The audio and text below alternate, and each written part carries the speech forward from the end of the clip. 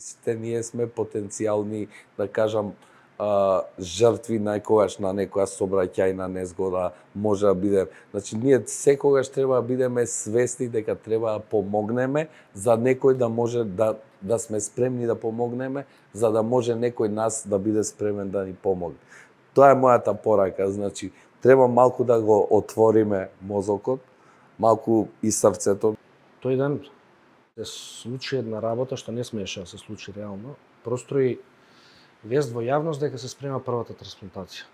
Ние знаевме претходниот ден дека има можен донор и дека можеби тоа ќе се случи и почнавме да се спремаме активно.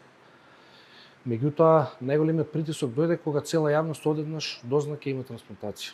И сите чекаа, и сите навиваа, малтене